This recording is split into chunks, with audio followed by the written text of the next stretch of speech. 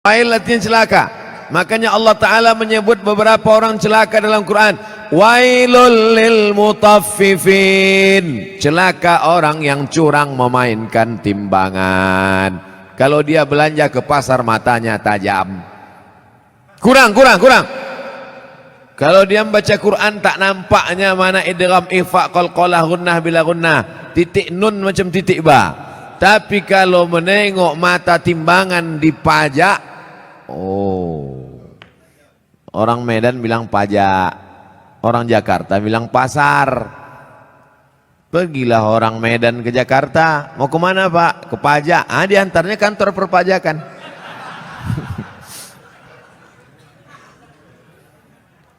Wailul lil mutaffifin. Celaka orang yang main-main timbangan. Hati-hati tukang timbang pokok sawit, tukang timbang buah sawit. Asal ditimbang 50 kilo, tandan besar 50 kilo, tandan kecil 50 kilo. Kenapa begini? Rupanya memang udah di setel timbangan tuh, mau besar mau kecil 50 kilo. Ada gunanya sembahyang, puasa, sholatmu melayang karena zalim memainkan timbangan. Tak ada gunanya pengajian malam ini. Bukti pengajian malam ini berhasil bukan karena layarnya banyak di luar, bukan. Bukti pengajian malam ini berhasil apa? Besok pagi yang berjualan berdagang di pasar luruskan balik timbangan. Siap? Tak semuanya siap kata dia. Tengok besok lah Pak Ustaz.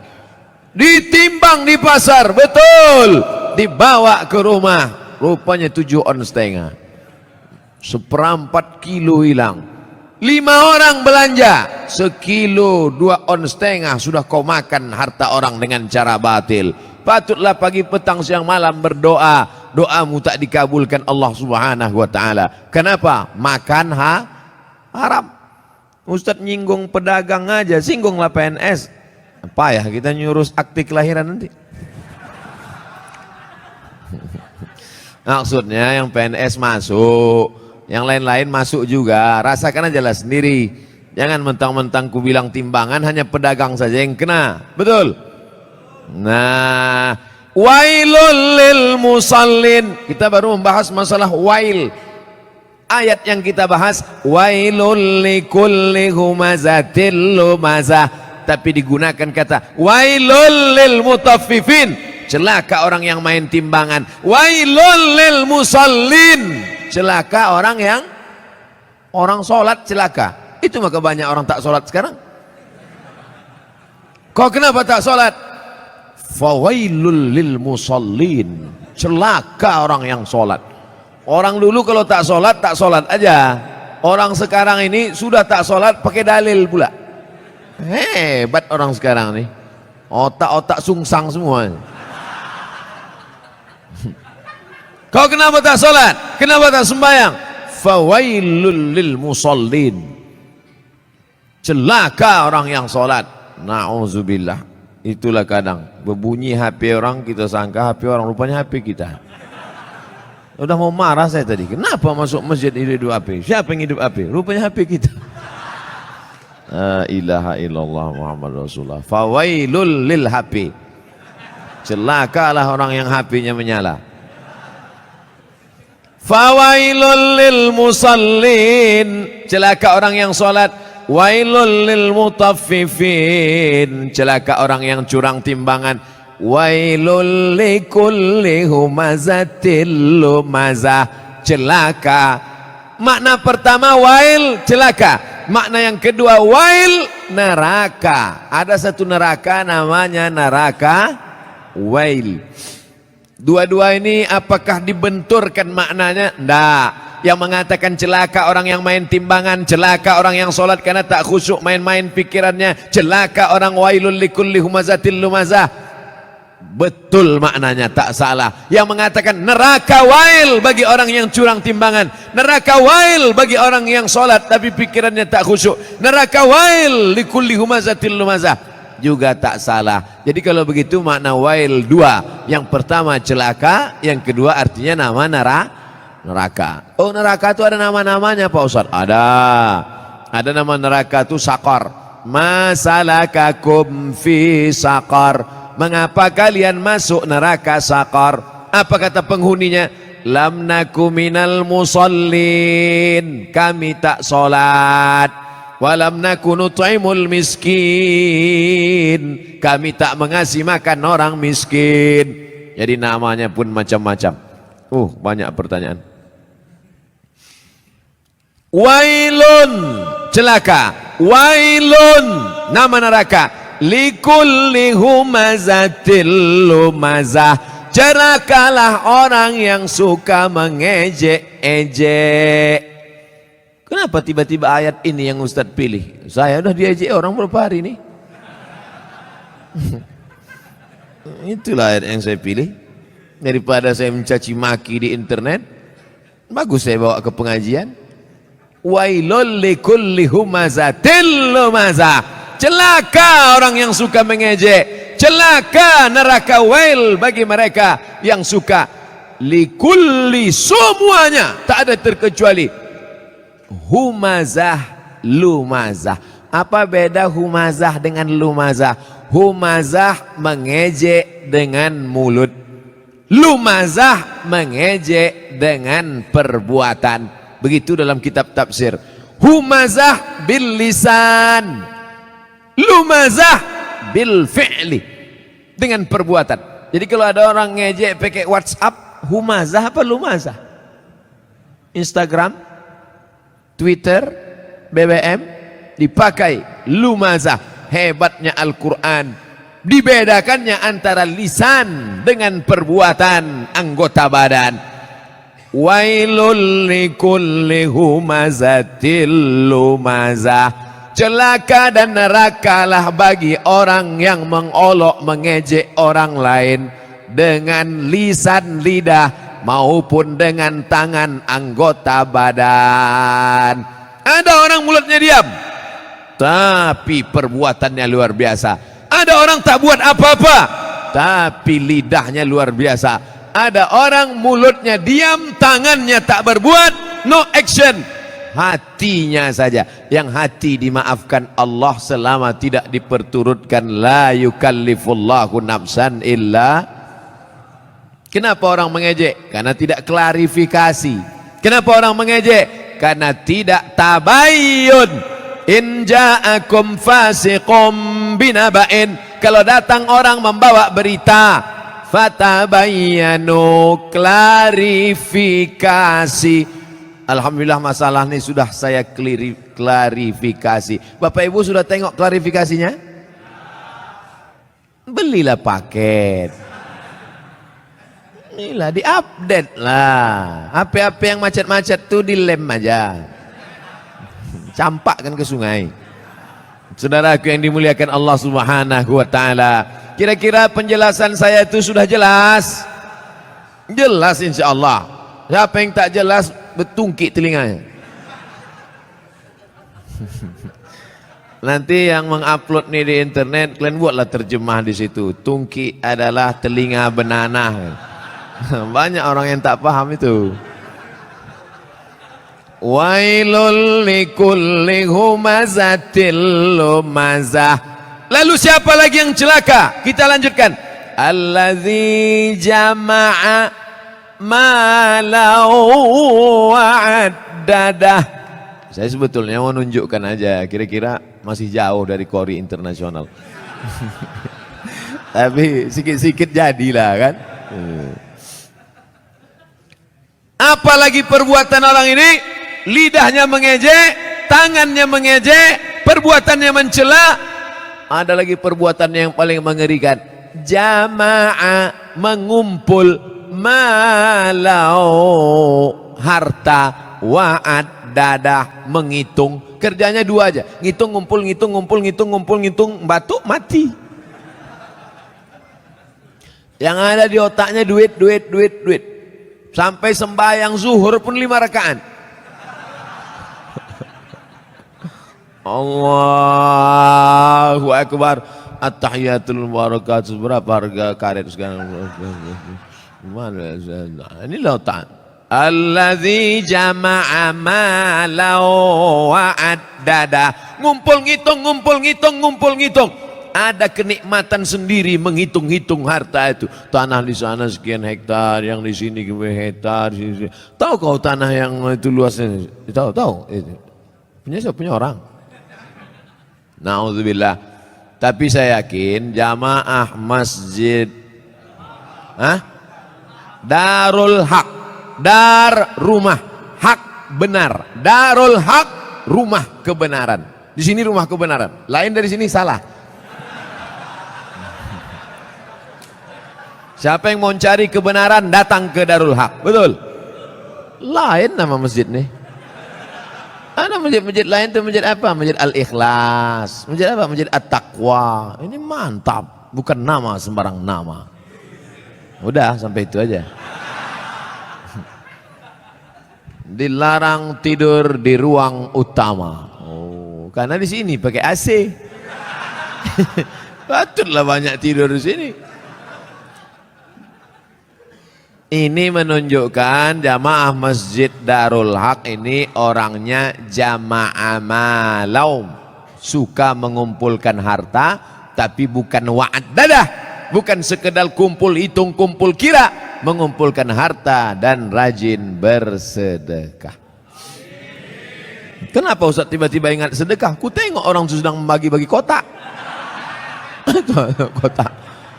Ku sangka kue kotak besar kali. Rupanya kotak infak. Kalian masukkanlah ke dalam. Di dalam ini pakai AC, tentu lebih mahal. Tepuk tangan orang tua. Begitu rupanya orang sakit hati.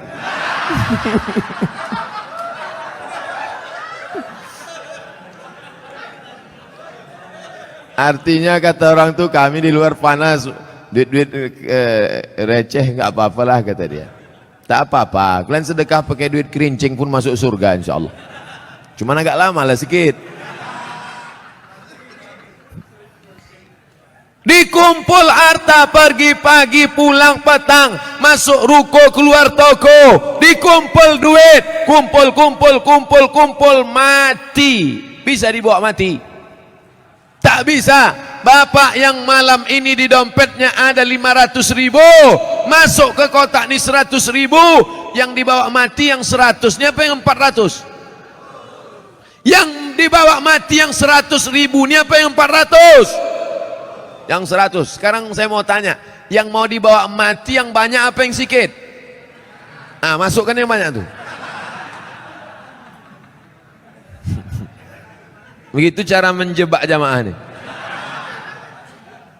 Disimpan. Bapak Ibu, kalau ada tetangga kawan jamaah Masjid Darul Haq yang pelit, bin kikir, bin bakhil, bin medit, bin kedekut, panggillah dia. Ada satu ayat kata Ustaz Somad untuk kau, sengaja diturunkan Allah untuk kau aja. Hebat itu. Aku tak datang pula kemarin di Masjid Darul Haq itu. Apa nama ayatnya? Ini dia. Jama'a malau wa'ad dadah. Mengumpul harta dan menghitung, ngumpul ngitung mati. Lama hidup banyak dirasa, jauh berjalan banyak ditengok, lama pengajian banyak jumpa orang-orang kaya yang pelit. Akhirnya kemana Pak Haji Pulan kemarin yang pelit minta ampun tuh? Mati Pak Ustadz. Rumahnya yang 2 lantai itu kemana? Udah dijual Pak Ustadz. Bininya udah diambil berondong. Nah, kalau ada yang kalian pelit-pelit, tak ada saya suruh. Saya orangnya ceramah tak suka nyuruh-nyuruh orang. Tak pernah saya suruh, bersedekahlah, bersedekah. Tak ada pernah saya suruh. Mau sedekah silakan. Yang tak sedekah, ya tak apa-apa. Tapi tengoklah. Bapak Ibu yang dimuliakan Allah Subhanahu wa taala. Apa yang bisa dibawa mati? Rumah dibangun besar, tinggal. Tapi kau bangun rumah biasa, yang satu kau buat rumah wakaf untuk tahfiz Al-Quran. Setuju? Yang bilang setuju itu yang punya rumah untuk buat tahfiz Quran. Yang bilang setuju belum ada, mudah-mudahan jadi doa. Itulah yang menolong di hadapan Allah Subhanahu wa taala. Yang lain tinggal. Harimau mati meninggalkan belang, Gajah mati meninggalkan gading, manusia mati meninggalkan utang. Oleh sebab itu saya yakin dan percaya jamaah Masjid Darul Haq ini adalah orang-orang yang rajin berinfak dan bersodakoh. Sehingga kalau sholat di sini saya yakin tenang. Kenapa tenang sholat di sini? Karpetnya tebal. Asli punya masjid nih kan?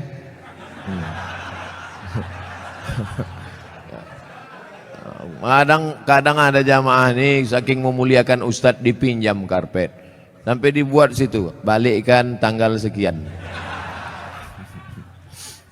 AC ada dingin. Kadang pernah saya ceramah di masjid AC banyak kepanasan rupanya mati. Tapi di sini tidak terasa dingin. Kalau bapak agak terasa hangat maklum. Ini kita ini sekarang sudah over capacity. Tak sesuai lagi ini. Makanya jamaah itu di luar menengok kita ini macam ikan mas koki kehabisan mati lampu. Jamnya pula lengkap. Ada jam zuhur, jam asar, jam maghrib, jam isya, jam imsak dan jam syuruk. Lengkap semua cantik. Balihonya pun mantap. Tabligh akbar bersama Abdul Somad LCMA. Ada gambar saya. Tertutup pula. Rasa-rasanya tak ada kurang. Lengkap sudah semua. Bagaimana supaya harum semerbak, jamaah tenang sholat, dipasang harum-haruman. Maka harum rasa bau-bau bunga melati rasanya. Masya Allah. Jam ada. Itu jam itu penting. Apa guna jam itu dipasang? Supaya yang khutbah jangan sur dia jadi bawakannya. Tengoknya 20 menit selesai. Ini khutbah ini berapi-api dia. Jamaah hari ini Palestina masih terjajah. Orang udah mau balik kerja. Mak lama kali dia katanya. Tobat aku sembahyang di sini katanya. Nampaknya simple sederhana. Mulai jam dinding, AC, kipas angin, karpet, lampu terang benderang. Tapi itu semuanya demi kenyamanan orang di masjid. Tapi jangan sampai terlalu nyaman sampai tertidur di masjid. Makanya perlu dibuatkan surat pengumuman, dilarang tidur di ruang utama masjid. Sopan bahasanya. Tapi kalau melawan juga, buat surat satu lagi. Kalau kamu mau tidur di luar aja bro. Sudahlah tak menyumbang uang listrik masjid, sudahlah tak menyumbang AC masjid, sudahlah tak menyumbang kipas angin masjid, tidur dalam masjid menyumbang air liur basi.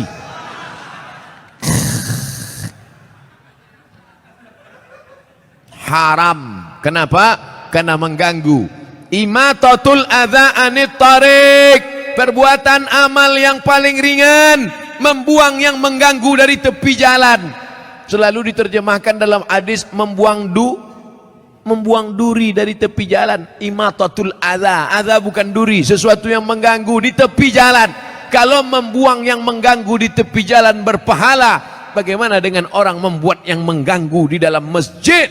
Bukan jalan, di karpet masjid, di tempat orang sujud, di situlah air liur sambal belacan tumpah. Allahu Akbar. Imam khusyuk, makmum busuk.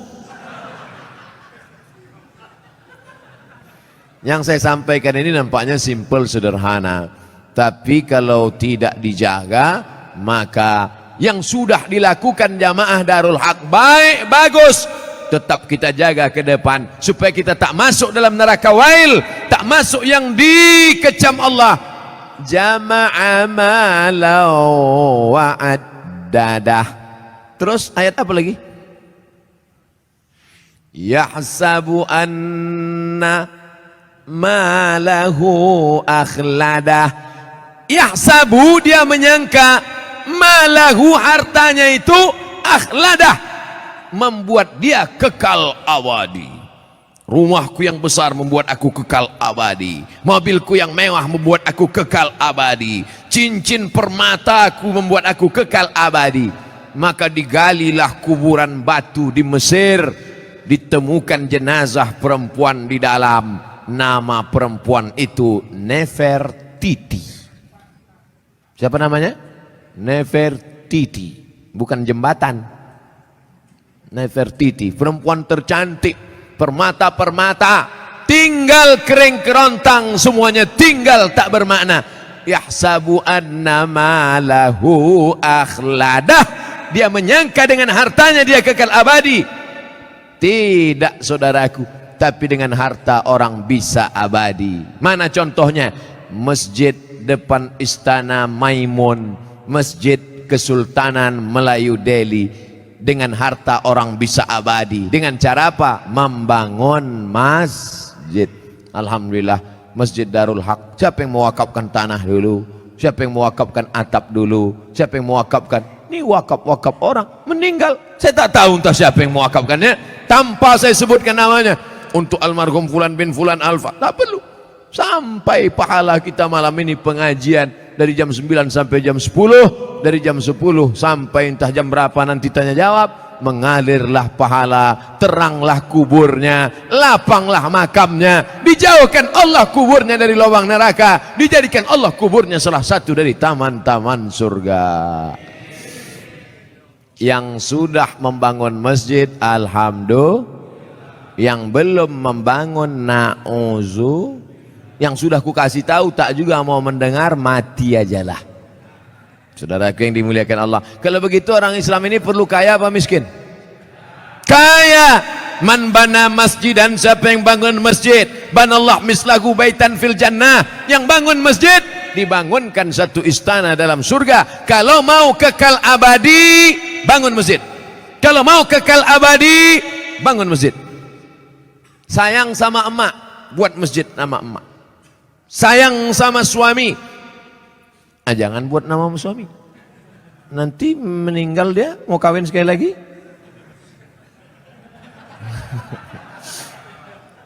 Buatlah nama masjidnya As-Salihin, masjidnya orang-orang soleh.